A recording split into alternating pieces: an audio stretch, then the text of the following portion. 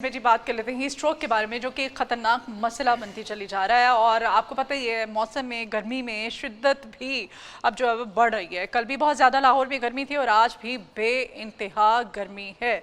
तो ये बढ़ती हुई गर्मी, इसमें हमें क्या एहतियाती तदाबीर करनी है जो हीट स्ट्रोक है उससे बचने के लिए? जैसे तेज़ धूप है, डिहाइड्रेशन हो जाती है बॉडी के अंदर, हम पानी का इंटेक नहीं कर पाते हैं प्रॉपर, ये सब चीज़ें जो है हीट स्ट्रोक की। फिर अलामात इसमें क्या हैं, किस तरह से हीट स्ट्रोक एक बंदे को किस मौसम में और गर्मी की शिद्दत, टेम्परेचर क्या हो तो वो अटैक कर सकता है, ये सब जानने के लिए और इससे महफूज हमने कैसे रहना है, डाइट हमारी क्या होनी चाहिए, परहेज़ क्या करना है, और अगर किसी को हीट स्ट्रोक हो जाता है तो इस पेशेंट को बचाना कैसे है, ये सब हम जानेंगे।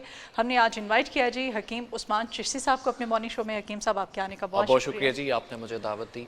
कैसे हैं आप? ठीक है अल्हम्दुलिल्लाह जी। अच्छा जी हकीम साहब, आज हम हीट स्ट्रोक पे बात करेंगे। इसकी सबसे पहले तो हमें अलामात बताइए क्या होती हैं, ताकि हमें पता चल जाए कि पेशेंट जो है, क्योंकि हम हमेशा घर पे ही ट्रीट करना शुरू कर देते हैं मोस्टली, कि ये अब हीट स्ट्रोक किसको अल्लाह ना करे किसी को हो चुका है, क्या अलामात है? बिल्कुल जी, बिस्मिल्लाहिर्रहमानिर्रहीम। सबसे पहले तो मैं नाजरीन को ये बताता चलूँ कि हीट स्ट्रोक जो सा है, लू लगना, ये एक ऐसी प्रॉब्लम है जो कि अगर बिगड़ जाए तो ये आपको हॉस्पिटलाइज कर सकती है और आपको अचानक जो सा है वो गशी के जो दौरे हैं वो शिद्दत से इख्तियार कर जाए तो आप बहुत ज़्यादा कंडीशन आपकी क्रिटिकल आ जाती है। अच्छा, सबसे पहली अलामात ये होती है, ताकि ये नाजरीन को जानने में आसानी हो, कि लू हमें लग चुकी है।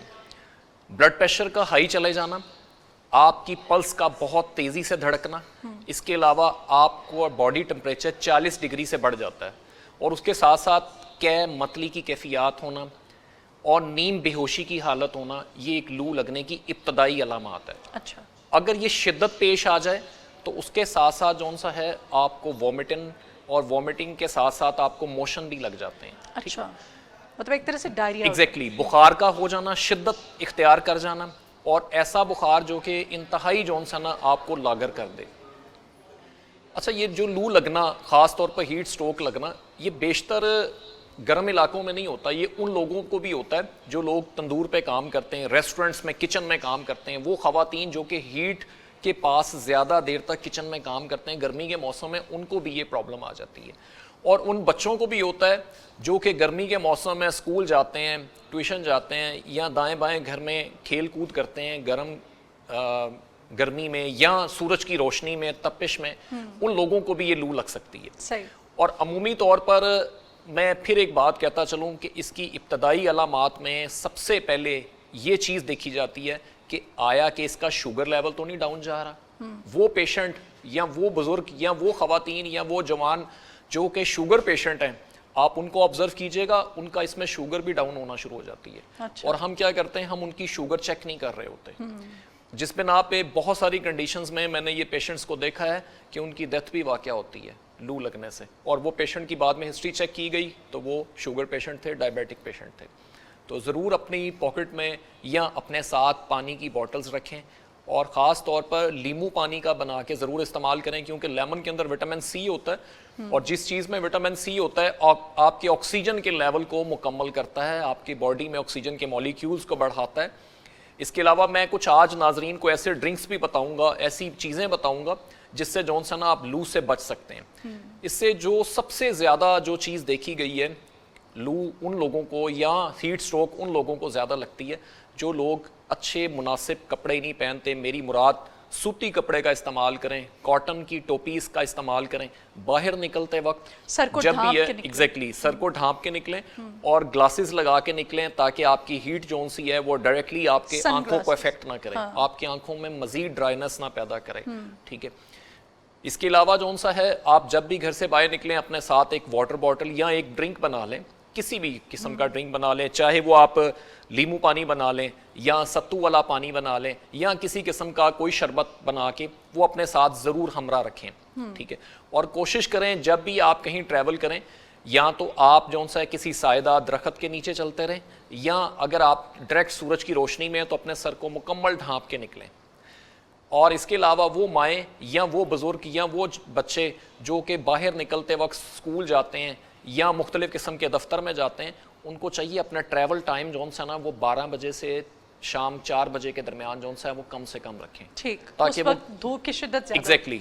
और अमूमी तौर पर यह देखा गया है कि वो लोग जो ऑफिसेज में काम करते हैं वो लोग तो चलो इस चीज़ से बच जाते हैं, हाँ। मगर वो लोग जो कि बाहर मजदूरी करते हैं, हाँ। या वो लोग जो कि रेस्टोरेंट में खाना बनाते हैं, किचन में रहना। ज़्यादा देर तक, या वो माएँ जो कि किचन में ज़्यादा देर तक रहती हैं, उनको चाहिए कि वो अपने आप को ख़ास तौर पर गीला रुमाल करके सर के ऊपर रखें, और इसके साथ साथ जो सा ना वक्फे से पानी का इस्तेमाल। अच्छा, गीला रुमाल अगर सर पे रखे तो उसमें गर्म सर्द के चांसेस नहीं, ऐसा नहीं है, आपके बॉडी का टेम्परेचर ठीक रहता है, आपके सर क्या का आप हीट के सामने खड़े हैं और सर पे आपने गीला कपड़ा रखा हुआ है तो जी, वो सही है? नहीं, ऐसी बिल्कुल ठीक है। वो इस वजह से कि हमें हमेशा याद रखिएगा, हमें दिमाग की गर्मी खुश्की की बिना पे हमें बुखार होता है। अच्छा। ठीक है, सबसे ज़्यादा तपिश हमारे सर को पड़ती है, सर से जौन सा ना वो हमारी बॉडी में मुंतकिल होती है। इस वजह से डायरेक्ट जौन सा ना वो हीट के सामने अगर आप हैं, या किसी भी कंडीशन में किचन में वो माएँ हैं जो कुकिंग करती हैं, उनको चाहिए कि सर पे जौन सा ना वो गीला रुमाल करके ढांप के रखें, जो ज़्यादा देर तक कुकिंग करती है। ठीक है।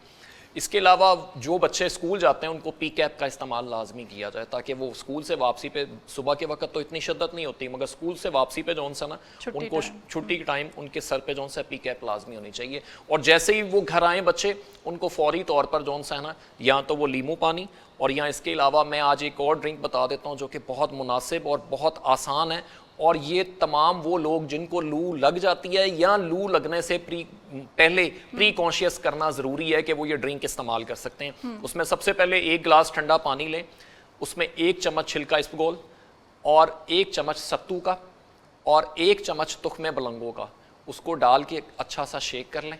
ठीक है, और इसमें आप चाहे किसी भी किस्म का गुड़ डाल लें या शक्कर डाल लें या चीनी डाल लें या कोई भी शरबत उसमें ऐड कर लें, आप उसको शेक करके मिला के तो बच्चों को भी पिलाएं और ख़ुद भी पिएं। और ख़ास तौर पर जब भी कोई घर में मेहमान आए तो सबसे पहले ये ड्रिंक अगर पिलाएंगे तो वो बहुत खुश होगा और आपको दुआएं देगा कि मैं इतनी गर्मी की शिद्दत में आया हूँ और मैं अपने आप को बड़ा कंफर्ट महसूस कर रहा हूँ।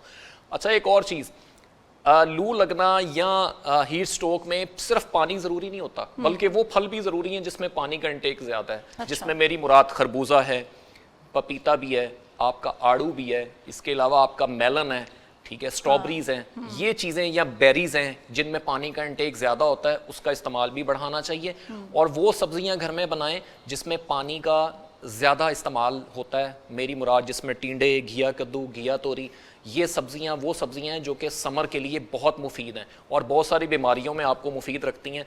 मिसाल के तौर पर सिर्फ हीट स्ट्रोक में सिर्फ आपको बुखार या गशी के दौरे नहीं पड़ते, बल्कि आपके लिवर की प्रोफाइल भी डैमेज हो सकती है, आपको यरकान भी हो सकता है, आपको किसी भी किस्म का लिवर में कोई भी प्रॉब्लम आ सकती है। इस वजह से ये सब्जियों का और ये फलों का इस्तेमाल जो हीट स्ट्रोक में बेहोश होना इसकी एक है ज़रूरी अलामत है कि ज़रूरी नहीं कि हीट स्ट्रोक में पेशेंट। अच्छा, ये शिद्दत होती है, ये एक इम्यूनिटी सेल्फ डिफेंस सिस्टम होता है। अगर आपका वो जितना वीक हो जाएगा, आपको गशी के दौरे उतने ज़्यादा पड़ेंगे या आप नींद बेहोशी की हालत में आना शुरू हो जाएंगे।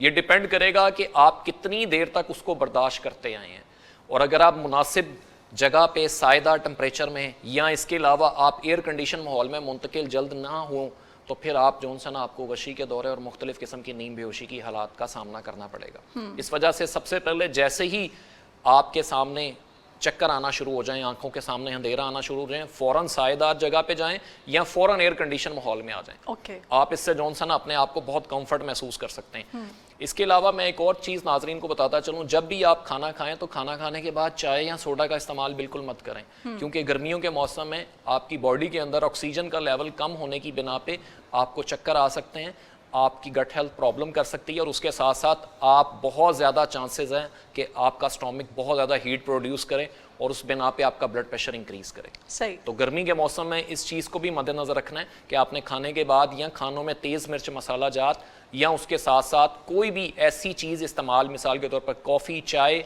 या किसी किस्म का सोडा वाटर ज़्यादा इस्तेमाल नहीं करना, क्योंकि आपके स्टोमिक में बहुत ज़्यादा हीट प्रोड्यूस करेगा।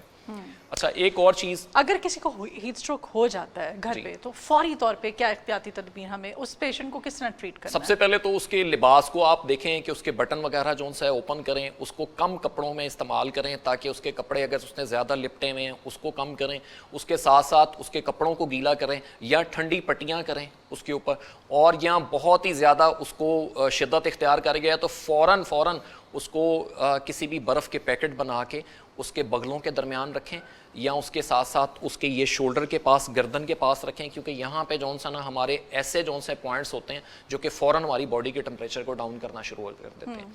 इसके अलावा अगर वो मुनासिब जगह दरकार हो तो उसको फ़ौरन पानी में जौन सा है उसको नहला दिया जाए ताकि उसकी बॉडी टेम्परेचर को डाउन किया जाए, क्योंकि बॉडी का टेम्परेचर डाउन करना बहुत ज़रूरी होता है। जब तक आपका बॉडी का टेम्परेचर डाउन नहीं होगा आपके अंदर की कंडीशन जौन सी है ना वो वेल नहीं हो सकती। सही।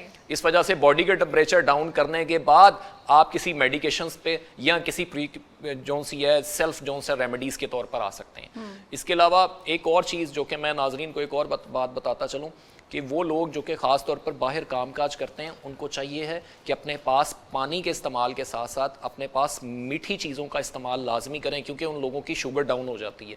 वो लोग ये चेक करते रहें ग्लूकोज बना पानी या मीठा कोई भी गुड़ शक्कर वाला पानी वो अपने पास लाजमी रखें ताकि ज़रा सी गफलत से आपकी शुगर ज़्यादा डाउन जाने की सूरत में आपको मुश्किलात का सामना ना करना पड़े। ठीक हो गया। बच्चों और बुजुर्गों के लिए भी सेम यही एहतियाती तदाबीर है Exactly. क्योंकि वो ज़्यादा सेंसिटिव होते हैं। बिल्कुल ऐसे ही है। और मैं एक और बात बताता चलूँ, जो माएँ हामला होती हैं या वो माएँ जो कि अपने बच्चों को फीड करवाती हैं उन लोगों को भी चांसेस होते हैं लू लगने के, क्योंकि वो लोग किचन में काम कर रही होती हैं या अपनी बेहतियाती तौर पर जो है पानी का इस्तेमाल नहीं कर रही होती, तो वो ये समझ रही होती हैं कि शायद मेरे बच्चे को आज मोशन लग गए हैं या मेरे बच्चे को बुखार हो गया है या इनको तपिश लग गई है या क्या हो गया है। बेसिकली उनको खुद हुआ होता है क्योंकि वो अपने मदर फीड पे अपने बच्चे को कर रहे होते हैं और जो चीज़ वो खुद उनको प्रॉब्लम आई होती है वही बच्चे को फेस करनी पड़ रही होती है। तो इस वजह से उनको चाहिए कि वो दूध का इस्तेमाल करें, पानी का मुनासिब इस्तेमाल करें और वो फल वो फ्रूट खाएं जिनमें पानी का इंटेक ज़्यादा होता है। आपका बच्चा भी महफूज रहेगा और आप भी महफूज रहेंगे। और उसके साथ साथ एक और चीज़ कि घर के माहौल को ख़ास तौर पर जहाँ से हवा आती है तो बिल्कुल हवा रखें, मगर कम अज़ कम जहाँ से लू आ रही है, तपिश आ रही है, हाँ। तो वो धूप आ रही है,